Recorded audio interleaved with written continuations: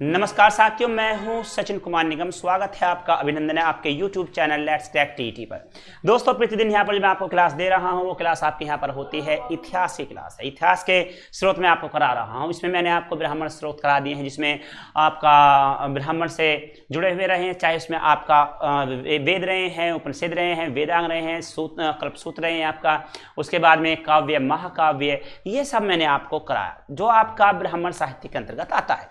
उसके बाद में मैंने आपको यहाँ पर कराया है जो आप देखते हैं कि अब्राह्मण साहित्य से क्या होता है, तो आपको मैंने जैन धर्म, बौद्ध धर्म यहाँ पर अलग अलग क्लासों में करा दिया है। उसके बाद में यहाँ पर विदेशी विवरणों द्वारा जो कराया गया था आपका, वो भी मैंने यहाँ पर आपको संपूर्ण जानकारी के साथ में आपको कराया। लेकिन अब यहाँ पर देखना यह है कि आज ये क्लास कौन सी होने वाली है, तो आज की क्लास आपकी बेहद खास होने वाली है। तो आज आपका यहाँ पर पुरातात्विक स्रोत है आपका, यानी कि वो स्थल जो आपकी पुरानी स्मारकों के रूप में है या फिर आपके धरातल से खोद करके निकाले गए हों, वो आपकी स्मारक है। तो वहां से आज मैं आपको यहां पर बताने वाला हूं कि यहां से भी आपके इतिहास की जानकारियां मिलती हैं।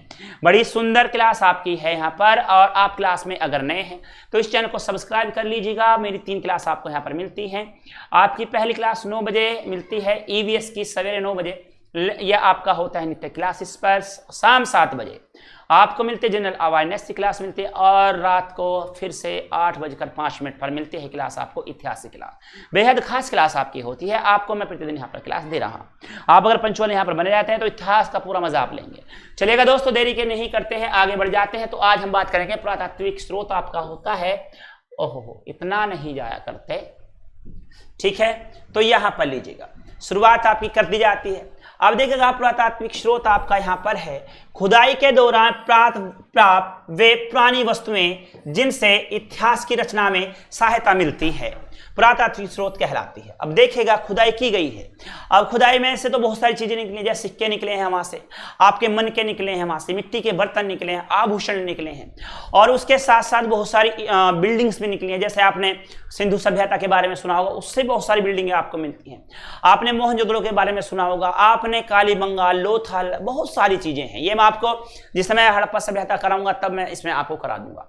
तो यहाँ पर जितनी भी आपको ये वस्तुएं खुदाई के दौरान मिलती हैं और प्राचीन समय से ये संबंध रखती हैं, वह सभी आपका इसमें आता पुरातात्विक स्रोत में आपका रखा जाता है।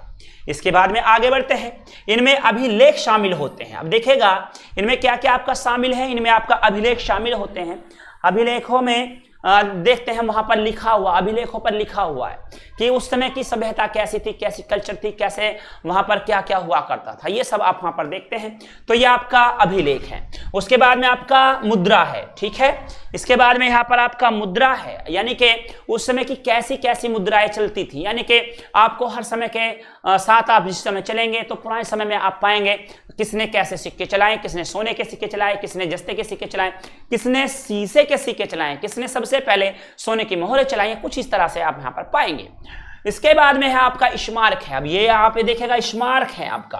आपने जैसे आपने देखा, स्मारकों में आप जाइएगा, आगरा आप चले जाइएगा तो आप उसमें जो देखते हैं, आगरे का ताजमहल देखते हैं, वहाँ पर लाल किला भी है, उसे भी आप देख लेते हैं। फिर उसके बाद में आप आगरे में ही चले जाएं, फतेहपुर सीकरी में, तो बुलंद दरवाजा आप वहाँ पर देखते हैं। इसके बाद दिल्ली आप लौट आइएगा। दिल्ली में जब आप पहुँचते हैं तो आप वहाँ पर देखते हैं कुतुब मीनार देखते हैं, जामा मस्जिद देखते हैं, और उसके बाद में लाल किला वहां पर देखते हैं आप। तो ये इस तरह के जो स्थल आपके दिखते हैं, ये आपके स्मारकों में आते हैं और ये प्रमुख स्मारकों में रखे जाते हैं। इसी के साथ आगे बढ़ेंगे। यहाँ पर जॉन कनिंघम को भारतीय पुरातत्व का पिता कहा जाता है। ये जॉन कनिंघम सबसे पहले जो यहाँ पर काम किया, शुरुआत किया, तो यहाँ पर जॉन कनिंघम ने किया था। उन्होंने यहाँ पर शुरुआत की है, इसलिए भारतीय पुरातत्व को यहाँ पर जो कहा जाता है पिता, यहाँ पर जॉन कनिंघम को कहा जाता है, ठीक है। आगे बढ़ते हैं, चलेगा। ये लीजिएगा, बहुत सुंदर। अब देखिएगा, यहाँ पर बहुत सारी आपके यहाँ पर मुद्राएं लिखी हुई हैं। जैसे आपका सॉरी, आगे नहीं जाना, पीछे आ जाओ।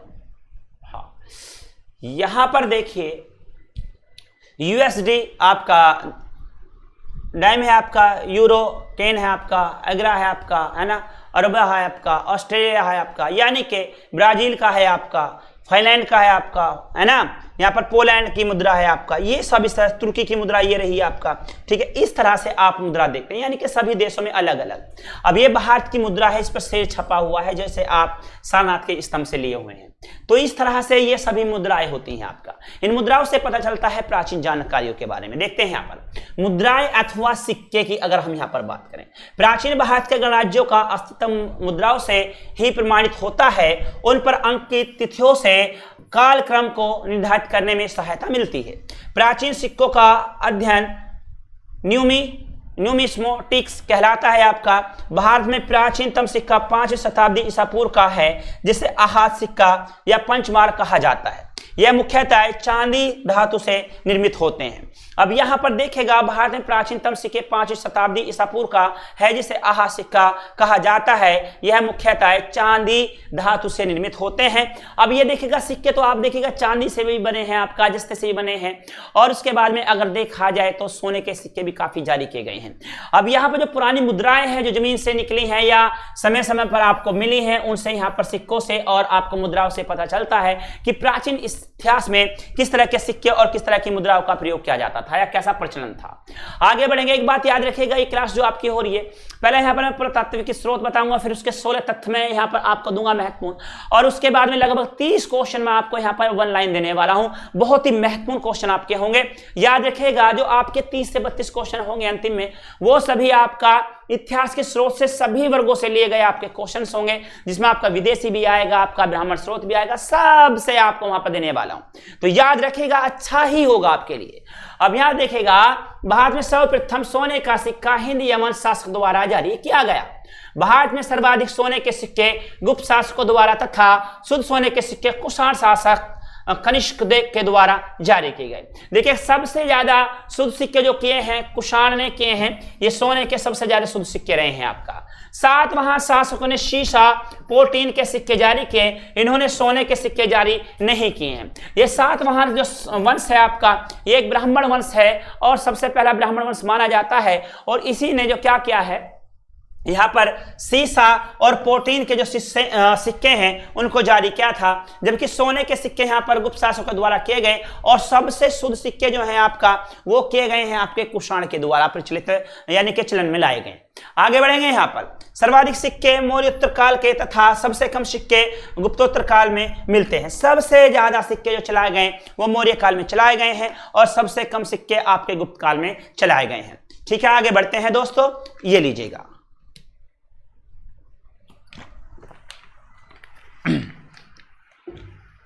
आगे लीजिएगा, बढ़िएगा। अब यहां पर आप देखते हैं अभिलेख हैं। अब अभिलेख से हमें क्या क्या जानकारियां मिलती हैं। अभिलेख हैं, अभिलेख जितने भी आपके लिखित हैं किसी न किसी भाषा में, अब ये जो लिखे गए हैं इनसे पता चलता है किसका उस समय में क्या क्या हुआ करता था, क्या क्या इन्होंने यहाँ पर लिखा है, सारी बातें आपके सामने हैं। अभिलेख प्राय स्तंभों, शिलाओं, ताम्रपत्रों, मुद्राओं, मूर्ति मंदिरों की दीवारों इत्यादि पर खुदे मिलते हैं। अभिलेख का अध्ययन पुरालेखा शास्त्र कहलाता है आपका। भारत का सबसे पुराना अभिलेख हड़प्पा काल का माना जाता है, जिसे अभी तक नहीं पढ़ा जा सका है। यानी कि उस समय में सबसे पुराना जो अभिलेख है हड़प्पा सभ्यता का है। हड़प्पा सभ्यता की अगर आप बात करते हैं तो हड़प्पा सभ्यता 2350 ईसा पूर्व से लेकर के 1750 ईसा पूर्व ये परफेक्ट टाइम बताया जाता है, लेकिन कुछ विद्वानों का मानना यह भी है 3250 ईसा पूर्व से लेकर के 1350 ईसा पूर्व तक जो समय रखा गया है वो आपका हड़प्पा सभ्यता का रखा गया। जबकि आप देखते हैं यहाँ पर वैदिक काल जब शुरू होता है तो उसे आप 1500 ईसा पूर्व तक मानते हैं, यानी कि हड़प्पा सभ्यता उसके बीच में अगर देखा जाए तो यहाँ तक क्रॉस हो जाती है। अब यहाँ पर बात करते हैं जो हड़प्पा सभ्यता है आपका 2350 ईसा पूर्व से लेकर के 250 ईसा पूर्व तक की यहाँ पर बात करता है। ये आपके सामने बड़ा महत्वपूर्ण तथ्य मैं आपको दे रहा हूँ। ठीक है, तो यहाँ पर चलिएगा आगे बढ़ते हैं। अभिलेख प्राय स्तंभों, शिलाओं, ताम्रपत्रों, मुद्राओं, मूर्तियों, मंदिरों की दीवारों इत्यादि पर खुदे मिलते हैं। अभिलेख का अध्ययन पुरालेख शास्त्र कहलाता है। ये बड़ा महत्वपूर्ण यहाँ पर तथ्य आपको मिलते हैं जो आपके उस समय की भाषाओं में लिखे गए हैं। कहीं पर आपको चित्रात्मक भाषा मिलती है तो कहीं पर आपको देखने के लिए कुछ इस तरह की भाषाओं का प्रयोग किया गया है। ये आपको यहाँ से देता है पुराने इतिहास की जानकारियां। चलिए इसी के साथ में आगे बढ़ते हैं। भारत का सबसे पुराना अभिलेख हड़प्पा काल का माना जाता है, जिसे अभी तक पढ़ा नहीं गया है। प्राचीनतम पठनीय अभिलेख सम्राट अशोक का है, जिसे पढ़ने में 1837 ईस्वी में जेम्स प्रिंसेस को सफलता मिली है। अब यहाँ पर जेम्स प्रिंसेस नाम के एक व्यक्ति रहे हैं, उन्होंने जो अभिलेख यहाँ पर पढ़े गए हैं वो है आपके 3री शताब्दी ईसा पूर्व की बात आपसे करता है। और उस समय के जो लिखे हुए अभिलेख है वो किसने लिखवाया है? यहाँ पर अशोक ने लिखवाया है। यानी कि अशोक की यहाँ पर आप बात करते हैं और अशोक के समय का जो पढ़ा गया है वो जेम्स प्रिंसेस के द्वारा पढ़े गए हैं। सर्वाधिक अभिलेख मैसूर में पुरालेख शास्त्र के कार्यकाल में संग्रहित हैं आपका। आगे बढ़ जाएंगे, अगली तरफ चलते हैं। कुछ प्रमुख अभिलेखों की मैं यहाँ पर आपको जानकारी देने वाला हूं। ये जो आपके प्रमुख अभिलेख हैं जिनसे आपके बहुत सारे क्वेश्चन आते हैं और आपसे पूछ ले जाते हैं। चलिएगा आगे बढ़ते हैं। लीजिएगा, जूनागढ़ गिरनार अभिलेख है आपका। यहाँ पर ये जूनागढ़ गिरनार अभिलेख है, इसमें कैसी जानकारी आपको मिलती है चलिएगा बताते हैं। देखेगा, यह है शासक रुद्रदामन प्रथम का अभिलेख है। यह संस्कृत भाषा का सबसे लंबा एवं प्रथम अभिलेख माना जाता है। यानी कि जूनागढ़ में जो अभिलेख मिला है वो किस भाषा में लिखा गया? आपका संस्कृत भाषा में लिखा गया है और सबसे लंबा माना जाता है और संस्कृत भाषा में लिखित है। आगे बढ़ेंगे, यहाँ पर एन अभिलेख आपका यहाँ पर होता है। इसे गुप्त शासक भानुगुप्त द्वारा जारी किया गया। इसी अभिलेख में सर्वप्रथम सती प्रथा की चर्चा मिलती है। यानी कि गुप्त शासन काल में सती प्रथा हुआ करती थी। अब ये सती प्रथा क्या बीमारी है मैं आपको दोस्तों बता देता हूं।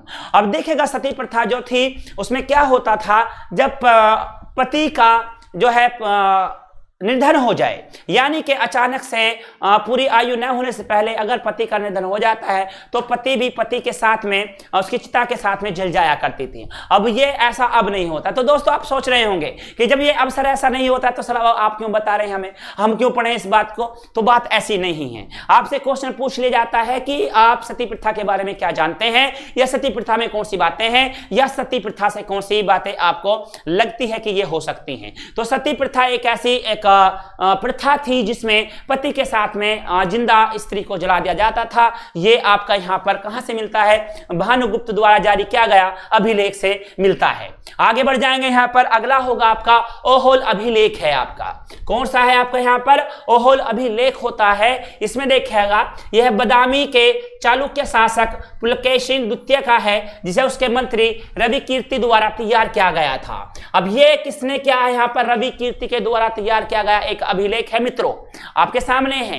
ठीक है, हाथी गुफा अभिलेख। अब ये लीजिएगा, यहाँ पर हाथी गुफा अभिलेख है। ये हाथी गुफा अभिलेख है। अब इसमें क्या जानकारी मिलती है? इसे कलिंग शासक खारवेल द्वारा जारी किया गया था। इसी अभिलेख में सर्वप्रथम ईस्वीवार घटनाओं का विवरण मिला है। यानी कि ईस्वीवार का मतलब है यानी कि आपका पहली ईस्वी में क्या हुआ, दूसरी ईस्वी में क्या हुआ, तीसरी ईस्वी में क्या हुआ, यानी कि आपको डेट बाय डेट या वर्ष बाय वर्ष आपको सारा यहाँ पर मिलता है विवरण। पहली बार जो विवरण मिलता है आपका वो हाथी गुफा से दोस्तों मिलता है। ठीक है, आगे बढ़ेंगे। इसी के साथ में यहाँ पर इलाहाबाद अभिलेख है आपका। प्रयाग पुस्तक कहते हैं यहाँ पे से। इलाहाबाद अभिलेख आपका देखने में कुछ इस तरह से है, ये आप देख सकते हैं। ठीक है, मूल रूप से यह है अभिलेख सम्राट अशोक का है। बाद में इस पर हरिशेन द्वारा समुद्रगुप्त की उपलब्धियों को खुदवाया गया। आगे चलकर मुगल शासक जहांगीर ने भी इस पर अपना संदेश खुदवा दिया। अब देखेगा, यह कब से लगा हुआ आपका? सम्राट अशोक ने इसे लगवाया। उसके बाद इस पर हरिशेन द्वारा समुद्रगुप्त की उपलब्धियों को खुदवाया गया। और उसके बाद में जहांगीर कहां पीछे रहते? जहांगीर ने भी अपने यहां पर उपलब्धियों को लिखवा दिया गया और यह आपका इलाहाबाद में स्थित है।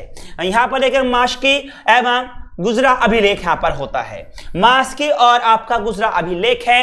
ये दोनों ही अभिलेख सम्राट अशोक के हैं, जिनमें क्रांत, अशोक प्रियदर्शनी तथा अशोक नाम का उल्लेख मिलता है। अशोक प्रियदर्शनी और यहाँ पर अशोक नाम का उल्लेख इसमें मिलता है। और यह आपका मास्की में गुजरा अभिलेख है। हालांकि देखा जाए तो सबसे ज्यादा जो अभिलेख आपको बताए जाते हैं वह आपके अशोक के शासनकाल में ही देखने को मिलते हैं। आगे बढ़ते हैं, भानु एवं रुमनी देई अभिलेख होगा। ये दोनों ही अभिलेख अशोक के हैं, जिनसे अशोक के बौद्ध धर्म के प्रति आस्था का पता चलता है। यानी कि जो अभिलेख बनाए गए हैं इनमें यह दिखाया गया है कि ये जितने भी अभिलेख हैं आपका, ये सभी आपके किसके हैं? अशोक के द्वारा हैं। और यहाँ पर बुद्ध की तरफ इशारा किया गया है। यह बुद्ध की शिक्षाओं को बताने का प्रयास किया गया है। आगे है यहाँ पर रूपनाथ अभिलेख होगा। आपका यहाँ पर है रूपनाथ अभिलेख है। अब इसमें क्या देखते हैं आप? इस अभिलेख से अशोक के शैव धर्म के प्रति आस्था का पता चलता है। यहाँ पर पर्सिपोलिस एवं नक्श ए रुस्तम इस अभिलेख में भारत तथा ईरान के संबंधों का वर्णन मिलता है। ठीक है, इसमें क्या मिलेगा आपका जो है आपका नक्श ए रुस्तम इस अभिलेख में भारत तथा ईरान के संबंधों का आपको यहाँ पर वर्णन मिल जाता है और यह आपका रूपनाथ अभिलेख आपका सामने है। आगे बढ़ जाएंगे और लेंगे यहाँ पर बोग जाकोई यानी कि एशिया माइनर आपका यहाँ पर अभिलेख है। ये 1400 ईसा पूर्व के इस अभिलेख में इंद्र, वरुण, मित्र तथा नासत्य नामक 4 देवताओं का उल्लेख मिलता है। यानी कि आप देखते हैं 2000 वर्ष तो ये हो गए आपके पूरे 1400 वर्ष ये हो गए, यानी कि आपका यहाँ 3400 वर्ष पुराना ये आपका अभिलेख आपका यहाँ पर मिल जाएगा। और ये आपका कुछ इस तरह से आप देख सकते हैं ये अभिलेख आपका। तो ये आपका कहाँ पर है, ये जो है आपका क्या बताता है, एशिया माइनर है, ये आपका 1400 ईसा पूर्व है, यानी कि 3400 वर्ष पुराना है आपका। और यहाँ पर इंद्रदेव की बात करता है, वरुण बताता है, मित्र बताता है तथा नासत्य बताता है। अब दोस्तों आप ये भी जानते होंगे कि सबसे ज्यादा इंद्र का उल्लेख जो मिलता है वो आपका ऋग्वेद में मिलता है। ठीक है, आगे बढ़ जाएंगे। इसमें आगे ये लीजिएगा दोस्तों, आपके सामने है स्मारक की हम यहाँ पर बात करेंगे। आपने स्मारक देखे होंगे, बहुत सारे स्मारक आपने देखे होंगे। अगर आप दिल्ली गए तो आपने वहां पर देखा होगा जामा मस्जिद देखा होगा, आपने लाल किला देखा होगा, वहां पर आपने जो है आपने देखा होगा यहाँ पर लौह स्तंभ भी है। इसके अंदर आप जाएंगे वहां पर लौह स्तंभ भी बना हुआ है और ये आपका यहाँ पर कुतुब मीनार भी है। ठीक है, तो कुछ इस तरह से आपको ये स्थल मिलते हैं और ये स्मारक के रूप में आज भी खड़े हुए हैं। चलिएगा पढ़ते हैं इसके बारे में। पहले देखिएगा तक्षशिला है यहाँ पर, यहाँ से प्राप्त अवशेषों से कुषाण वंश के इतिहास की जानकारी मिलती है आपको। यहाँ पर अंकोर वाट है आपका कोम्बोडिया तथा बोरोबुदुर मंदिर आपका जावा में है। यहाँ से प्राप्त अनेक प्रतिमाओं से पता चलता है कि इन देशों से भारत के व्यापारिक तथा सांस्कृतिक संबंध थे। यानी कि वहां पर जो आप देखते हैं प्रतिमाएं हैं, वो प्रतिमाएं आपको ये दर्शाती हैं या बताती हैं कि भारत से उनके कितने अच्छे यहाँ पर संबंध रहे हैं, जिसमें आप कंबोडिया और जावा की बात करते हैं। प्राचीन समय की मैं बात कर रहा हूँ।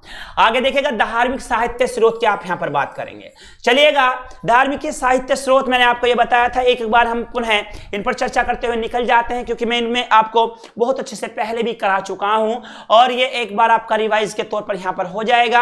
और उससे आगे मैं आपको 30-32 क्वेश्चन यहां पर देने वाला हूं। वो क्वेश्चन आपके पूरे भारतीय इतिहास के स्रोत से होंगे, चाहे आप उसमें मान लीजिएगा ब्राह्मण साहित्य है, अब्राह्मण साहित्य है आपका, उसमें जैन धर्म है, बौद्ध धर्म है, विदेशी विवरण है और आपका है यहाँ पर पुरातात्विक स्रोत हो जाता है। तो यहां पर लीजिएगा, देखिए धार्मिक साहित्य स्रोत की बात आप करें, ब्राह्मण साहित्य इस पर आपका प्रबल होता है, जिसमें ऋग्वेद है, वेद है, यजुर्वेद है, अर्थवेद है। ब्राह्मण है, अरणायक है, उपनिषद है, महाभारत, रामायण, पुराण बोध है आपका, साहित्य सूत पिटक है आपका, विनय पिटक है आपका, अधिधम पिटक है आपका। अब देखिएगा ऋग्वेद आपका सबसे बड़ा वेद है, यह आपका जो वेद है सबसे प्राचीन वेद है और यह देखते हैं यहाँ पर इसमें यह 1028 सूक्तों में बटा है और इसमें लगभग 10,462 रचनाएं हैं और यह आपका 10 मंडलों में बटा हुआ है। इसके जो मंडल है, इसका तीसरा मंडल सावित्री को समर्पित है, जिसमें गायत्री मंत्र आपको मिलता है और उसके बाद में अगर देखा जाए तो यह गायत्री मंत्र समर्पित है आपका सावित्री को। 10वां मंडल जो आप देखते हैं, यह मंडल आपका बताता है पुरुष सूक्त के बारे में और यहां से आपको बताता है कि शूद्र जो है, शूद्रों के बारे में आपको यहां पर जानकारियां देता है। ठीक है, यानी कि बताता है ब्राह्मण, क्षत्रिय, वैश्य और शूद्र, इनका सृजन कैसे हुआ यह आपको ऋग्वेद के 10वें मंडल में आपको पता चलता है। आगे चलेंगे, यजुर्वेद है आपका, ये गद और पद दोनों में लिखित है आपका। सामवेद भारतीय संगीत का जनक कहा जाता है। अर्थवेद आपका यह पूर्णतः कलयुग को समर्पित है मित्रों और ये आपके सामने होगा। ब्राह्मण, अरणायक जंगल में बैठ करके लिखे गए हैं आपका। उपनिषद आपका 108 होते हैं। महाभारत आपका एक महाकाव्य है जो रामायण से पहले लिखा गया और रामायण से बड़ा भी है। ठीक है, जिसमें धर्म की पाप पर धर्म की विजय दिखाई गई है। यहाँ पर रामायण है आपका, अंधेरे पर प्रकाश की जीत आपकी बताई जाती है। यह आपका जो है दूसरे नंबर का यहाँ पर महाकाव्य है। पुराण बोध आएगा, ये आपका अब्राह्मण ग्रंथों में आते हैं। साहित्य सूत्र पिटक है आपका, विनय पिटक और आपका अधिधम पिटक है, यानी कि बोधों के द्वारा लिखा गया है, ना कि ब्राह्मणों के द्वारा लिखा गया है, इसलिए इन्हें आप अब्राह्मण ग्रंथों में रखते हैं। ठीक है, महावंश, दीपवंश, ललित विस्तार, बुद्धचरित, रचनाकार अश्वघोष, महाविभाष और जातक आदि जैन ग्रंथ, कल्पसूत्र, भगवती सूत्र, यहाँ पर आचारंग सूत्र इत्यादि आपका होता है। अर्ध ऐतिहासिक साहित्य स्रोत होगा आपका मुद्रा राक्षस है, अभिज्ञान है आपका, शाकुंतलम है आपका, अर्थशास्त्र आदि यहाँ पर होता है। यानी कि अर्ध ऐतिहासिक साहित्य स्रोत आपका होगा। मुद्रा राक्षस से आपको पता चलता है कि जो स्रोत रहे हैं वो कैसे रहे हैं आपका या कहाँ से मिलते हैं। अभिज्ञान से और आपका शाकुंतलम से भी बहुत सारी आपको मिलती है। अर्थशास्त्र आपका चाणक्य द्वारा लिखा हुआ है, इसे कौटिल्य और इसे जो है आप कह सकते हैं चाणक्य, कौटिल्य और विष्णुगुप्त के नाम से भी जानते हैं। आगे बढ़ते हैं और ये लीजिएगा। अब आप कहा था ऐतिहासिक साहित्य स्रोत आपका देखिएगा कहाँ से मिलते हैं। ऐतिहासिक साहित्य स्रोत आपके हैं जिन्हें आप ग्रंथों के रूप में जानते हैं, जैसे हरिश्चरित्र आपकी लिखी गई है, पृथ्वीराज रासो से मिलता है, राजतरंगिणी से आपको मिलता है, ठीक है। 12वीं सदी में कल्लड़ द्वारा की गई ये पहली बार ऐतिहासिक है।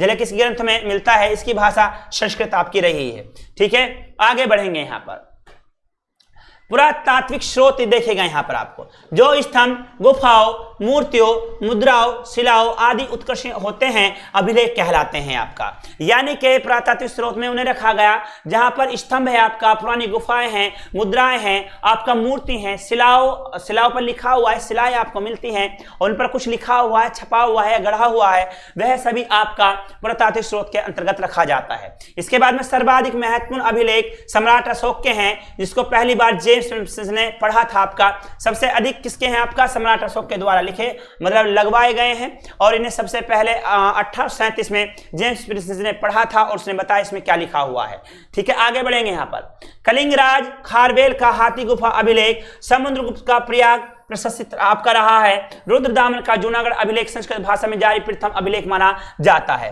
अभिलेखों के अतिरिक्त सिक्के, स्मारक व भवन, मूर्तियां, चित्रकला, भौतिक अवशेष, मुद्रभांड, आभूषण व अस्त्र शस्त्र भी इसके अंतर्गत आते हैं। यानी कि प्राचीन समय में आप देखते हैं कैसे कैसे वो जो है अस्त्र शस्त्र छोड़ा करते थे। यानी कि अगर आप बहुत ज्यादा प्राचीन समय में चले जाएं तो उस समय के लोग क्या करते थे, पत्थरों के जो है हथियार बनाया करते थे।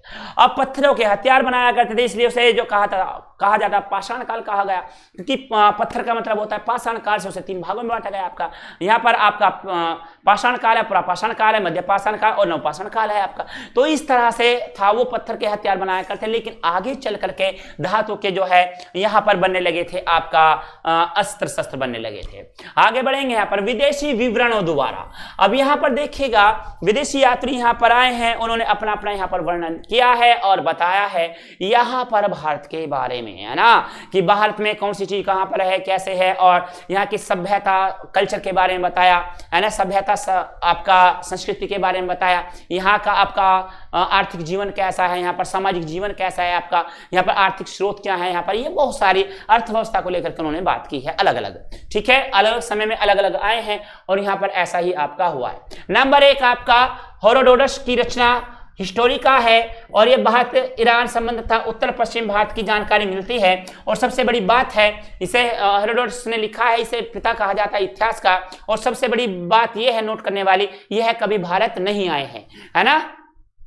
टालिम ने ज्योग्राफी लिखा है, हिंग सॉन्ग हर्ष के समय 629 ईस्वी में आया था, उसने शी-यू की रचना की। अलबुर ने तहकीक के हिंद की रचना की है। ये शी-यू की 2013 में पीसीएस में पूछा गया, एक बहुत अच्छा क्वेश्चन है, और पूछा शी-यू की क्या है। ये है एक रचना है, किसकी लिखी हुई है, आपकी लिखी हुई जो है आपका हिंग सॉन्ग की लिखी हुई है, और इसमें भारत के बारे में बहुत सारी जानकारी आपको मिलती है।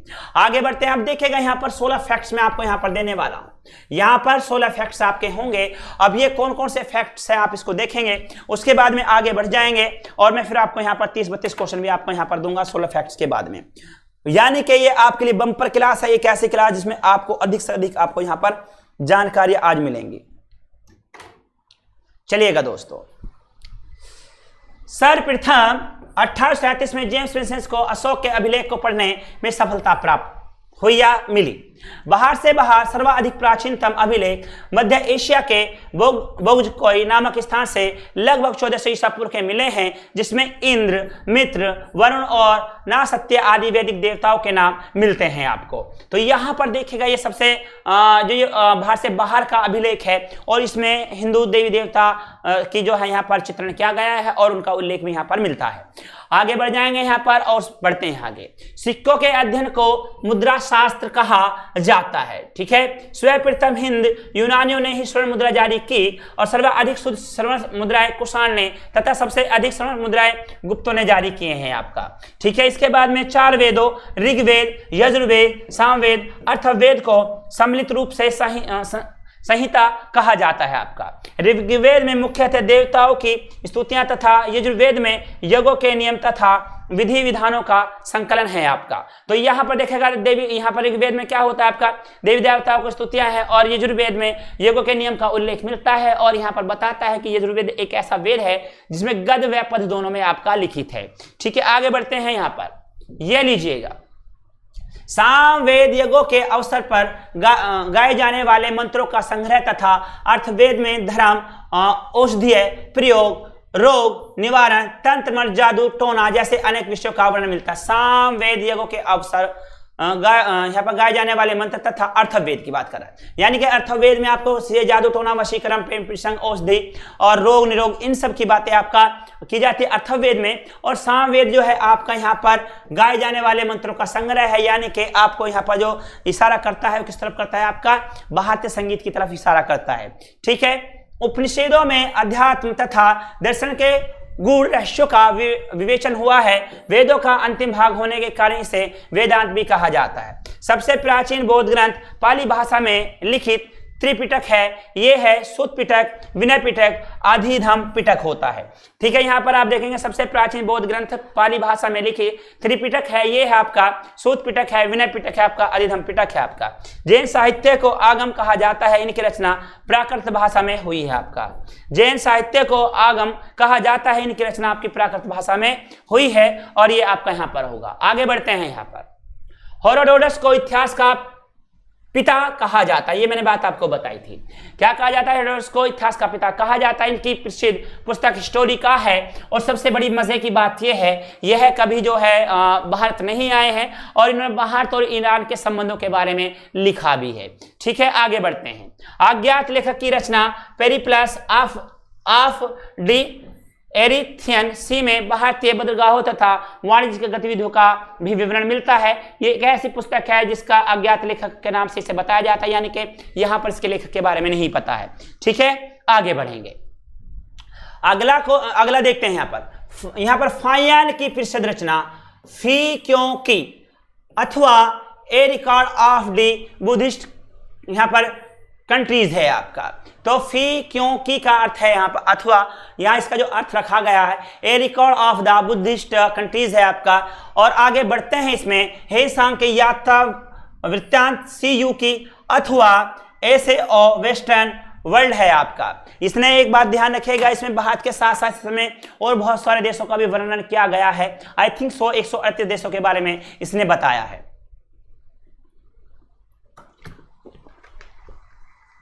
चलिए आगे बढ़ते हैं। अगला है यहाँ पर आपका अलबरूनी है।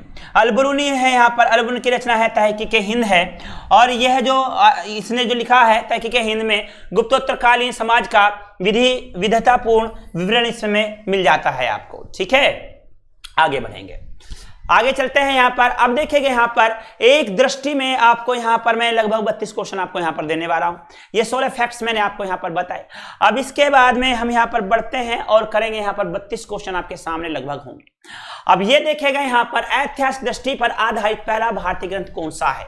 यहाँ पर ऐतिहासिक दृष्टि पर आधारित पहला भारतीय ग्रंथ कौन सा आपका कल्हड़कृत राजतरंगिणी है, जिसमें कश्मीर का इतिहास आपको मिलता है।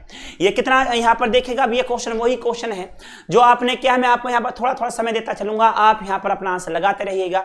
ठीक है, ये लीजिएगा यहाँ पर ऐतिहासिक दृष्टि पर आधारित पहला भारतीय ग्रंथ कौन सा आपका, यहाँ पर कल्हड़कृत आपका राजतरंगिणी होता है। भारतीय समाज मुख्य रूप से कितने भागों में विभाजित था। अब देखेगा भारतीय समाज जो है वह कितने भागों में विभाजित था। मैंने आपको बताया ऋग्वेद के बारे में। ठीक है, ऋग्वेद है आपका यहाँ पर और ऋग्वेद में आपको जो है जो 10वां मंडल है उसमें 4 वर्ण आपको मिलते हैं। पुरुष सूक्त की उसमें स्थापना की गई है या सर्जन किया गया, दिखाया गया है, वर्णन है उसका। ब्राह्मण है आपका पहला, दूसरा आपका यहाँ पर क्षत्रिय है आपका, और तीसरा आपका वैश्य है, और चौथा आपका यहाँ पर क्या होता है, शूद्र हो जाता है। सबसे मजे की बात यह है ब्राह्मण को मस्तिष्क से पैदा हुआ बताया गया है। उसमें बताया गया है कि ब्राह्मण जो है वो मस्तिष्क से पैदा हुए हैं, जबकि क्षत्रियों को बताया गया है आपका कि भुजाओं से पैदा हुए हैं, वैश्य को आपका बताया गया जंघाओं से, और शूद्रों को चरणों से बताया गया है। यानी कि इसकी तुलना पूरे शरीर से की गई है कि सर्वश्रेष्ठ ब्राह्मण है, इससे मस्तिष्क से पैदा किया गया, यानी कि सारा जो दिमाग होता है ब्राह्मण में ही होता है, ऐसा कहा जाता है। लड़ने और मरने के लिए क्षत्रिय को छोड़ा गया, देश की अर्थव्यवस्था को चलाने के लिए वैश्य को छोड़ा गया, और उसके बाद में यहाँ पर जो सबसे निम्न वर्ग रखा गया वह आपका शूद्र कहलाता है। ठीक है, तो यहाँ पर आप देख रहे हैं, तो इसका भारतीय समाज मुख्य रूप से कितने भागों में विभाजित था? ब्राह्मण, क्षत्रिय, वैश्य और आपका शूद्र होगा। स्रोतों के रूप में धार्मिक साहित्य को कितने उपवर्गों में विभाजित किया गया है आपका? यहाँ पर सूत्रों के रूप में धार्मिक साहित्य को कितने उपवर्गों में विभाजित किया गया आपका? हिंदू धर्म से संबंध साहित्य, बौद्ध साहित्य, वैज्ञानिक साहित्य में रखा गया आपका। मैंने आपको बताया था जो हिंदू साहित्य आपका उसे ब्राह्मण साहित्य कहा जाता है, जिसमें आपने देखा वेद आपका रहा, उपनिषद रहा उसमें, ठीक है, उसमें आपका वेद है, उपनिषद है आपका, है ना, वेदांग है आपका, ठीक है। इसके बाद में आपका काव्य, महाकाव्य है, महाकाव्य ये आपका ब्राह्मण साहित्य में आया। दूसरा आप देखेंगे यहाँ पर फिर दूसरा साहित्य आपका बौद्ध साहित्य, इसमें आपने जातक कथा को पढ़ा, त्रिपिटकों को आपने पढ़ा, सूत पिटक को आपने पढ़ा, इसमें विनय पिटक को आपने पढ़ा, तो ये आपका ब्राह्मण साहित्य की जानकारी आपको देता है। फिर यहाँ पर आप जैन साहित्य से भी बहुत सारी जानकारियां प्राप्त करते हैं, यानी कि इस वर्ग को आपका बांटा गया है ब्राह्मण साहित्य और अब्राह्मण साहित्य में बांटा गया है। स्रोत के रूप में धार्मिक साहित्य को कितने वर्गों में बांटा गया? 3 वर्गों में बांटा गया, 2 वर्गों में बांटा गया, हालांकि उस 3 में दर्शाता है, 2 वर्गों में बांटा गया, पहला ब्राह्मण साहित्य और दूसरा अब्राह्मण साहित्य। ब्राह्मण साहित्य में आपका वेद, उपनिषद, वेदांग, आपका कल्पसूत्र, काव्य, महाकाव्य सब के बारे में बताता है, जबकि आपका अब्राह्मण स्रोत में आपका बौद्धिस्ट और आपको जैन धर्म के बारे में बताता है। ठीक है, ये क्लास मैंने पहले करा दी है आपको, आप जाइएगा मेरी प्लेलिस्ट में चले जाइएगा और सीधा सीधा उन क्लास को विस्तृत आप देख लीजिएगा, आपको संपूर्ण जानकारियां मिलेंगी। आपको वहां पर किसकी जानकारी मिलेगी? आपको जो है बौद्ध धर्म के बारे में पूरी क्लास मैंने डाली हुई है, और वहां पर आपका जैन धर्म के बारे में दिया हुआ है।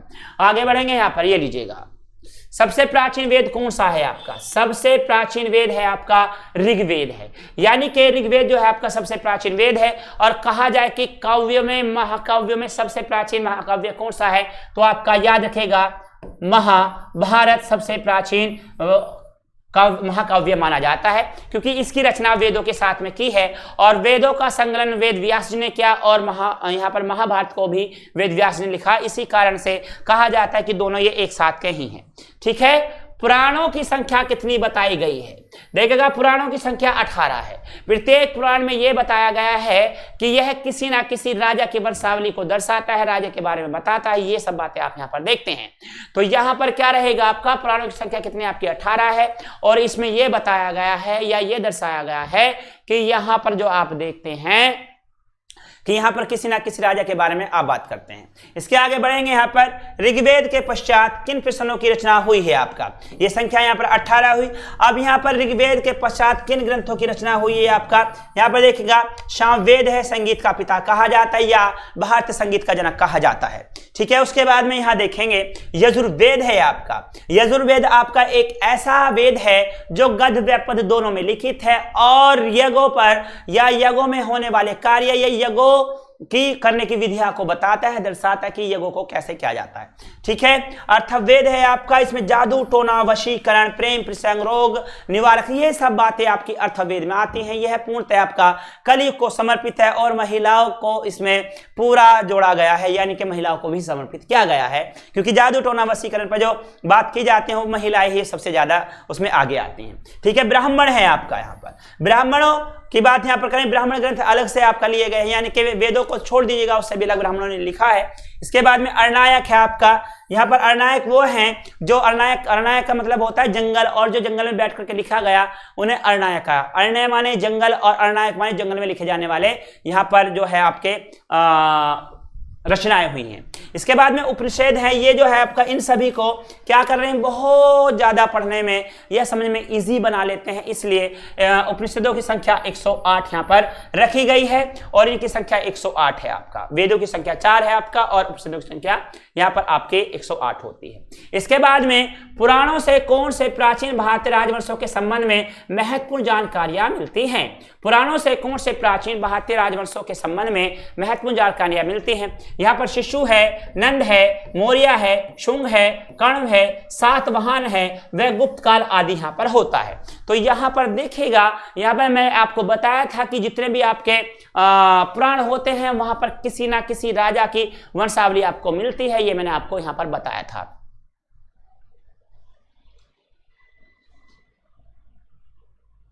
ठीक है, तो यहां पर आप देखेंगे तो यहां पर देखिए शिशुनाग वंश की आपको मिलते हैं, नंद की आपको मिलती है, मौर्य की मिलती है, शुंग की मिलती है, कर्णों की मिलती है, सातवाहन और गुप्त वंश की मिलती है। जैसे गुप्त वंश की आपको कहां पर मिलती है, वायु पुराण में मिलती है।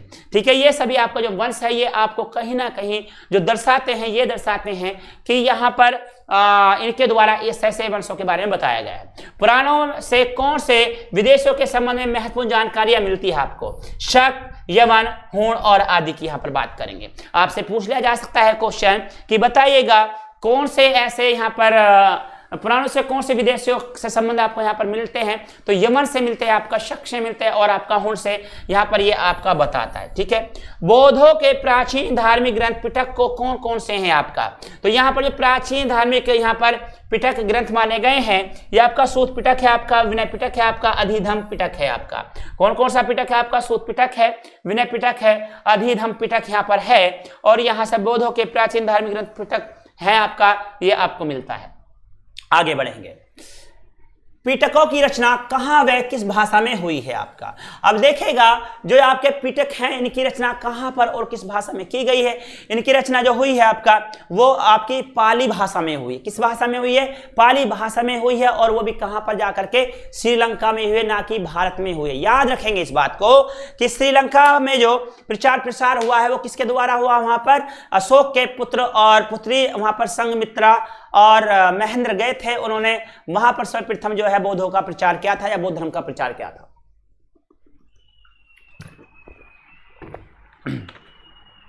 चलिए आगे बढ़े। इसके साथ में दक्षिणी बौद्ध धर्म के ग्रंथ कौन कौन से हैं आपका? देखिए महावंश व दीपवंश आपका, दक्षिणी बौद्ध जो रहे हैं आपका वहां पर महावंश व दीपवंश आपका रहा है। तो यहां पर आप दक्षिणी बौद्धों के ग्रंथों के बारे में जानेंगे। बुद्ध चरित्र की रचना किस रचनाकार द्वारा किसके शासनकाल में हुई है? अब देखेगा यहाँ पर बुद्ध चरित्र है आपका और बुद्ध चरित्र की जो रचना की गई है वो किसके द्वारा की गई? यहाँ पर कनिष्क के शासनकाल में अश्वघोष द्वारा। बौद्धों के प्रसिद्ध ग्रंथ जातकों की संख्या कितनी है आपका? ये देखेगा आपका यहाँ पर बौद्धों के प्रसिद्ध जातक संख्या कितनी है? जातक कथाएं जो है आपकी उसमें बुद्ध के 550 पिछले जन्मों की कहानी आपको देखने के लिए यहाँ पर मिलती है। आगे बढ़ेंगे। यहाँ पर जैन धर्म के सूत ग्रंथ कौन कौन से हैं आपका? जैन धर्म के सूत ग्रंथ आपके सामने हैं। कौन कौन से यहाँ पर सूत ग्रंथ आपके यहाँ पर होते हैं? कल्प सूत्र है आपका, भगवती सूत्र है आपका, आचारंग सूत्र है आपका। जैन ग्रंथों में ऐतिहासिक दृष्टि से सर्वाधिक महत्वपूर्ण ग्रंथ कौन सा है आपका? अब देखिएगा जैन ग्रंथों में ऐतिहासिक दृष्टि से सर्वाधिक महत्वपूर्ण ग्रंथ आपका कौन सा यहाँ पर होता है, इसकी हम यहाँ पर बात करेंगे। देखा हेमचंद्र रचित परिशिष्ट पर्व है आपका। ऐतिहासिक महत्व के प्रथम ग्रंथ की रचना कौन सी है आपका? हरिश्चरित्र रचना है आपका। ऐतिहासिक महत्व के प्रथम ग्रंथ की रचना कौन सी है आपका? तो यहां पर हरिश्चरित्र रचना है आपका। ठीक है, आगे बढ़ेंगे। प्राचीन भारत के संबंध में महत्वपूर्ण जानकारी देने वाला ग्रंथ कौन सा है आपका? प्राचीन भारत के संबंध में महत्वपूर्ण जानकारी देने वाला ग्रंथ आपका कौन सा है? तो यहां पर चंद्रबरदाई द्वारा लिखित आपका पृथ्वीराज रासो है। ठीक है, यह पृथ्वीराज रासो किसने लिखा? आपका चंद्रबरदाई ने लिखा है। और यहां से आपको प्राचीन भारत के संबंध में महत्वपूर्ण जानकारियां मिलती है और ये ग्रंथ है आपका। ऐतिहासिक ग्रंथों में महत्वपूर्ण राजतरंगिणी की रचना किसने की है आपका? ये लीजिएगा, ऐतिहासिक ग्रंथों में महत्वपूर्ण राजतरंगिणी की रचना किसने की है? 12वीं शताब्दी में कश्मीर के प्रसिद्ध विद्वान कल्हड़ ने किया है। यह राजतरंगिणी जो है आपका, इसमें कश्मीर का इतिहास मिलता है और आपको यहाँ जो है किसने लिखा है? कल्हड़ ने लिखा है राजतरंगिणी को। ठीक है, आगे बढ़ेंगे। यहाँ पर सौराष्ट्र क्षेत्र गुजरात में रचित महत्वपूर्ण ऐतिहासिक ग्रंथ कौन कौन से हैं आपका? सौराष्ट्र क्षेत्र में रचित महत्वपूर्ण ऐतिहासिक ग्रंथ कौन कौन से? आपका रसमल्ला है, आपका कीर्ति कौमुदी है, आपका प्रबंध चिंतामणि है, आपका प्रबंध कोश है, आपका ये राजेश्वर द्वारा लिखित है आपका, और यहाँ पर ये आदि हो जाते हैं। ठीक है, तो यहाँ पर ये देखेगा ये आपका सौराष्ट्र क्षेत्र गुजरात में रचित महत्वपूर्ण ऐतिहासिक ग्रंथ आपके ये सब रहे हैं। आगे बढ़ते हैं। संस्कृत के प्रथम नाटककार भास की रचनाओं स्वप्रवास वदतव्य प्रतिज्ञा योगधरायण से किसकी जानकारी प्राप्त होती है? आपका वत्सराज उदयन व उनकी समकालीन परिस्थितियों की जाती है आपका।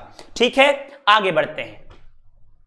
मौर्य काल की आरंभ अवस्थाओं के संबंध में कौन सी रचना जानकारी प्रदान करती है? आपका देखिए, मौर्य काल की आरंभ अवस्थाओं के संबंध में कौन सी रचना है जो जानकारी प्रदान करती है या मौर्य काल के बारे में ज्यादा से ज्यादा बताती है? तो वह रचना कौन सी है? आपका विशाखा दत्त की जो लिखी हुई है आपका मिद्रा राक्षस है। 2 मिनट। ठीक है, विशाखा दत्त द्वारा लिखित आपकी मिद्रा राक्षस यहां पर हो जाती है। कालिदास ने अभिज्ञान शकुंतलम में किसकी रचना की है? आपका गुप्तकालीन परिस्थितियों की है यहां पर। ठीक है, आगे बढ़ते हैं। मौर्य के उत्तराधिकारी संघों के बारे में कौन सा नाटक जानकारी देता है? अब यहां पर मौर्य के उत्तराधिकारी संघों के बारे में कौन सा नाटक जानकारी देता है? कालिदास द्वारा रचित आपका मल विक्रमण्य मित्र है आपका। तो यहां से आपका मौर्य के उत्तराधिकारी संघों के बारे में जानकारी आपको मिलती है। आगे बढ़ते हैं। यहां पर मौर्यों की प्रशासनिक व्यवस्था के संबंध में कौन सा ग्रंथ महत्वपूर्ण जानकारी देता है? क्योंकि चंद्रगुप्त मौर्य से जुड़े हुए थे चाणक्य, और चाणक्य ने ही अर्थशास्त्र को लिखा है, और अर्थशास्त्र से ही आपको यहां पर सबसे अधिक जानकारियां मिलती हैं। ठीक है, तो यहां पर कौटिल्य आपका चाणक्य लिखा द्वारा बताता है। अभिलेख की दृष्टि से किस शासक का काल सर्वाधिक महत्वपूर्ण है? आपका तो अभिलेखों की दृष्टि से अभिलेख जितने सबसे ज्यादा आपको मिलते हैं वो सम्राट अशोक के द्वारा दिए गए हैं, और वहां से आपको मिलता है। ठीक है, तो अभिलेख की दृष्टि से किस शासक का काल सर्वाधिक महत्वपूर्ण है? आपका मौर्य सम्राट अशोक का काल है, और यहां पर इसी से पता आपको चलता है। आगे बढ़ेंगे। यहां पर भारतीय इतिहास के निर्माण में किन अभिलेखों से सहायता मिलती है? आपका तो यहां पर किस अभिलेखों से भारतीय इतिहास के निर्माण में किन अभिलेखों से सहायता मिलती है? अशोक के अभिलेख होगा, कलिंग राज खारवेल का हाथी गुफा अभिलेख है, समुद्रगुप्त का प्राय प्रतिष्ठित अभिलेख है, चंद्रगुप्त द्वितीय की मेहरौली स्तंभ लेख है आपका, और स्कंद गुप्त का भीतरी स्तंभ लेख है आपका। सातवां शासकों व कुषाणों के संबंध में मुख्य रूप से किस पर निर्भर रहना पड़ता है? आपका सिक्कों पर रहना पड़ता है। यानी कि सातवाहन शकों और कुषाण के बारे में अगर आप जानकारी ज्यादा चाहेंगे तो आपको वहां पर सिक्कों से अत्यधिक जानकारी मिलेंगी, क्योंकि यहाँ पर सातवाहनों ने जो सिक्के चलाए हैं आपका वो शीशे के और प्रोटीन के चलाए हैं, जबकि सबसे शुद्ध सिक्के जो चलाए हैं आपका वो कनिष्क ने चलाए हैं। इसके बाद में गुप्त काल के अधिकांश सिक्कों पर विष्णु एवं गरुड़ के चित्र अंकित होने से क्या प्रतीत होता है? गुप्त शासक विष्णु उपासक थे, और उपासक विष्णु से यहाँ पर गरुड़ को क्यों रखा गया? क्योंकि विष्णु का जो वाहन है वो क्या है? आपका गरुड़ है।